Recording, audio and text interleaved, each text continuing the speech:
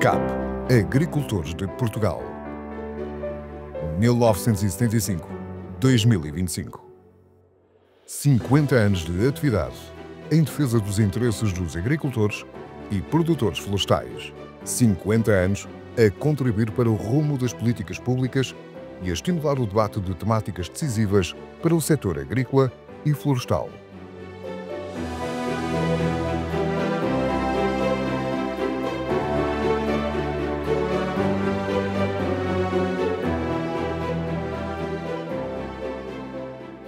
Durante a minha carreira profissional tive a oportunidade de trabalhar com várias metodologias de avaliação do sequestro de carbono.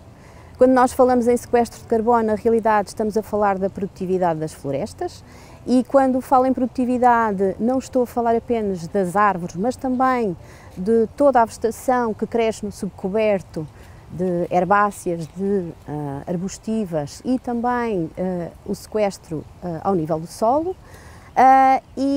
Acho que é importante fazer aqui um parênteses, que é relativamente à definição do que é o armazenamento e o sequestro de carbono. É importante nós distinguirmos o que é armazenamento e o que é sequestro de carbono.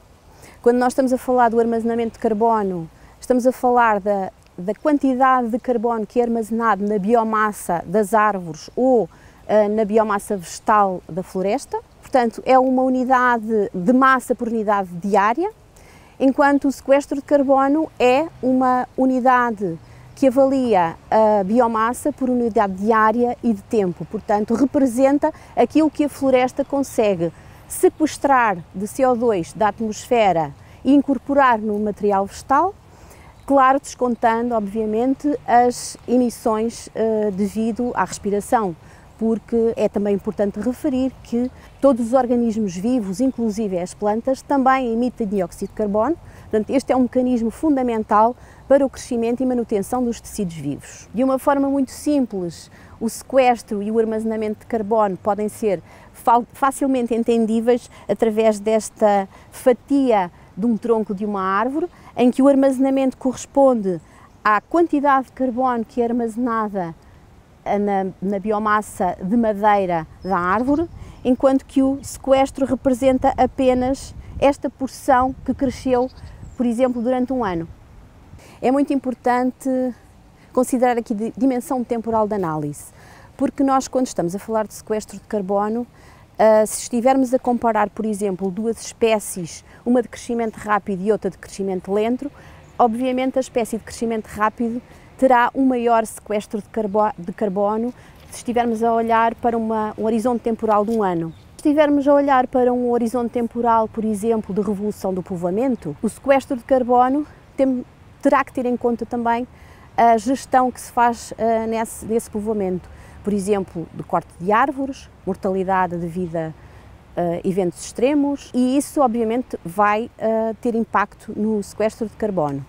Claro que fenómenos de alteração climática, como nós estamos a observar agora, nomeadamente o stress hídrico, poderá ter consequências não na mortalidade, portanto pode originar ou não a mortalidade, mas certamente terá impactos na produtividade da floresta e, obviamente, no sequestro de carbono. Existem, grosso modo, duas metodologias para a avaliação do sequestro de carbono nas florestas. Um baseado no método do fluxo turbulento e outro baseado no inventário florestal.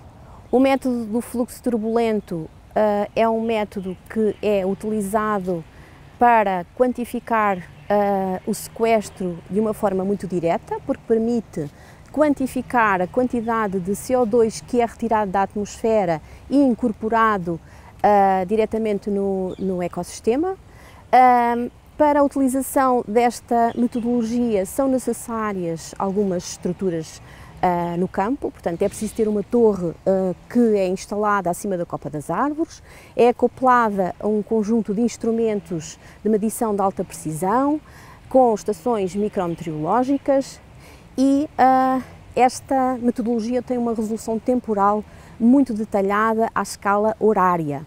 A outra metodologia de avaliação do sequestro de carbono baseia-se na avaliação do armazenamento de carbono entre dois períodos temporais na floresta. Portanto, aqui obriga a que nós tenhamos que ter um inventário florestal em parcelas definidas no campo para fazermos medições e depois avaliar a diferença entre o armazenamento nesses dois períodos temporais. Estou em crer que esta metodologia da avaliação do armazenamento de carbono baseada em inventários florestais será a metodologia que os mercados voluntários de carbono vão usar para constituir áreas certificadas. Uma das dificuldades que os operadores terão na constituição deste método de inventário será, numa primeira fase, a definição da densidade da amostragem destas parcelas que são necessárias que existam no campo para fazer o inventário. Portanto, se estivermos a falar de uma floresta monoespecífica, por exemplo, de pinhal bravo, em que as árvores são muito semelhantes, nós poderemos ter uma determinada densidade, mas se tivermos, por exemplo, uma floresta ripária com uma grande estratificação, com várias espécies, pois que a densidade deverá ser diferente. Vejo que a constituição destas parcelas de inventário no campo poderão ter alguns constrangimentos relacionados com a parte metodológica. Portanto, é necessário que os operadores tenham consciência de que trabalhar na floresta não é uma tarefa fácil, a monitorização em si requer rigor científico, é necessário ter conhecimentos de dendrometria e o proprietário, se quiser certificar essa área, terá que cumprir esses critérios de rigor para que a sua área consiga ser devidamente certificada e com o mínimo de erro possível. Em relação à quantificação propriamente dita, vejo alguns constrangimentos na metodologia que algumas plataformas de quantificação têm. Como, por exemplo, o uso de fatores de expansão de biomassa, que são constantes que são muito utilizadas para converter o volume de madeira em biomassa total, acima do solo. São fatores que existem na literatura para grande parte das espécies florestais portuguesas, mas vejo também alguns constrangimentos na sua utilização, porque são fatores que variam consoante a idade do povoamento e consoante a densidade também do povoamento. Um fator de expansão de biomassa, por exemplo, será tanto maior quanto maior a alocação de biomassa para as copas das árvores e será tanto maior quanto menor for a densidade desse povoamento. Outra metodologia que nós podemos usar para quantificar o carbono será o recurso a equações holométricas. Portanto, estas equações já existem desenvolvidas também para a maior parte das espécies da nossa flora. Elas estão documentadas no anexo técnico do Inventário Florestal Nacional e podem ser usadas e apresentam um rigor maior do que o uso dos fatores de expansão de biomassa. Um problema que pode surgir na avaliação do carbono do solo é utilizar-se a concentração de carbono avaliado por métodos analíticos e não considerar, por exemplo, uma variável que é um tanto difícil de quantificar no campo, que é a densidade aparente. É necessário que tenhamos este dado, porque só assim é possível converter a concentração de carbono em teores de carbono. E é esse valor que nos vai dizer efetivamente quanto carbono é que existe no solo, e é através dele que nós podemos fazer a avaliação então da variação do carbono entre o momento A e B, que nunca deve ser inferior, no caso dos solos, entre 5 a 10 anos. Em relação aos custos de monitorização do sequestro de carbono na floresta, nós hoje em dia temos ferramentas tecnológicas que nos permitem reduzir os custos associados à monitorização. Por exemplo, temos hoje tecnologia LIDAR que permite fazer um inventário da floresta, ou podemos usar imagens de satélite, por exemplo, do Sentinel para avaliar a produtividade, mas creio que ainda estamos longe de conseguir excluir completamente os inventários tradicionais, normalmente feitos em campo, por estas novas tecnologias. Se bem que estamos no bom caminho, penso que no futuro próximo teremos estes métodos muito bem afinados para serem usados na floresta. O mercado voluntário de carbono apresenta várias oportunidades para os produtores florestais, nomeadamente em termos de aumento do rendimento das propriedades, possibilidade de praticar uma melhor gestão mais sustentável e valorizar dessa forma as propriedades que têm a seu cargo. Neste momento não se avança porque existem dúvidas sobre o sistema. Para já existe uma legislação sobre o mercado voluntário de carbono, existe uma plataforma já online, mas falta definir há uma indefinição muito grande à volta do mercado voluntário de carbono. Não existem ainda metodologias definidas, não existem critérios para o cenário base, de onde nós podemos começar a contar os carbonos existentes e depois daí fazer o projeto e a adicionalidade que vai existir por cima do cenário base. E, portanto, essas coisas falta definir tudo isso. E só depois disso tudo definido é que se consegue perceber até que ponto é para o caso da Casa Barreira o mercado voluntário de carbono vai representar mesmo uma mais-valia ou não. As minhas principais críticas ao mercado voluntário de carbono prendem-se exatamente com a lentidão do processo. É um processo que já dura há algum tempo. A legislação saiu em janeiro do ano passado. Portanto, não há ainda uma metodologia definida. Como eu estava a dizer ao princípio, no início de janeiro, quando saiu a legislação, fomos abordados por várias entidades interessadas em desenvolver projetos de carbono nas áreas da Casa Barreira, mas a falta de evolução e o facto do mercado voluntário não estar ainda devidamente estabelecido fez a coisa perder um bocadinho o interesse. Neste momento já não se fala tanto nisso e é pena, porque a pessoa estuda os assuntos e depois, como os assuntos não se desenvolvem, acaba por ir deixando de passar e depois já não está tão dentro do assunto e é pena, porque realmente pode ser uma mais-valia. Mas no caso da Casa Barreira, os principais desafios serão a questão da adicionalidade, que não está definida ainda como é que será calculada e como é que será... Porque a Casa Barreira, lá está, é o que eu estava a dizer, nós praticamos uma gestão florestal ativa, muito ativa, são muitos hectares, mas mesmo assim nós temos uma gestão bastante ativa e, portanto, temos as áreas florestais em bom estado, bem tratadas, o que vem, de certa forma, pôr em causa a adicionalidade, porque a adicionalidade pressupõe exatamente que nós temos uma situação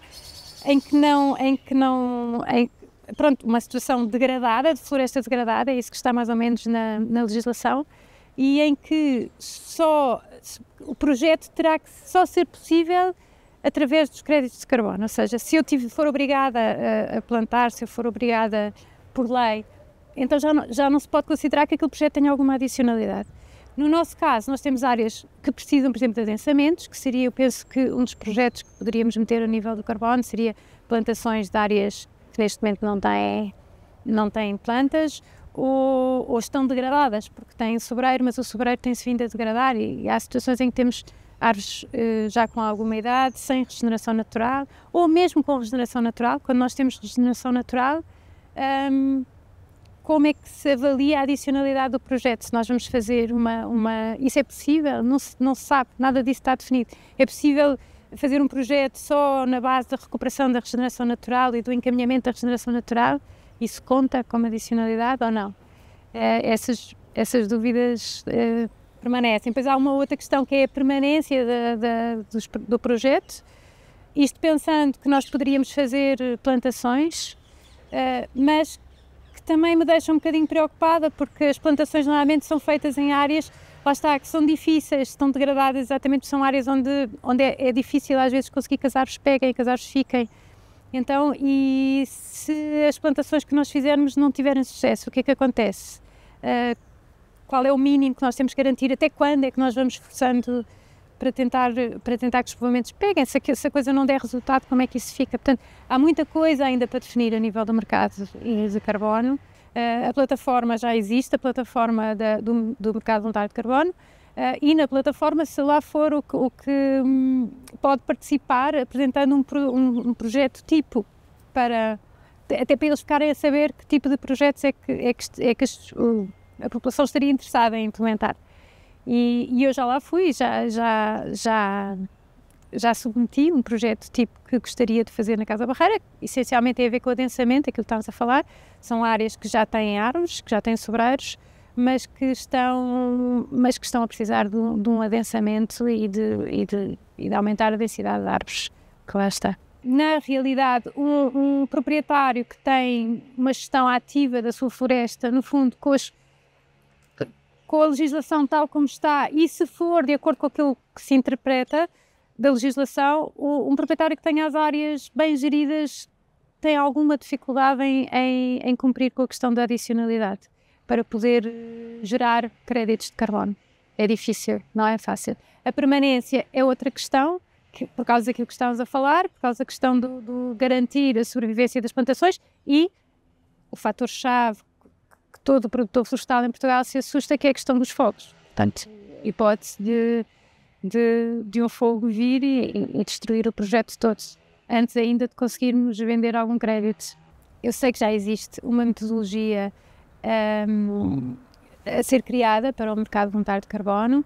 Espero que ela esteja disponível o mais rápido possível e que aborde de forma racional essas questões todas que eu falei, essas dificuldades da adicionalidade e da permanência, e que permita aos produtores florestais que já fazem uma gestão das suas áreas poder também aceder a este mercado. Outra das mais-valias do mercado voluntário de carbono para proprietários que têm grandes áreas florestais e que já praticam uma gestão florestal ativa seria a hipótese de aceder ao carbono mais, através de projetos que fomentem a biodiversidade, projetos esses que poderiam melhorar, no fundo, a gestão que já é praticada, não é?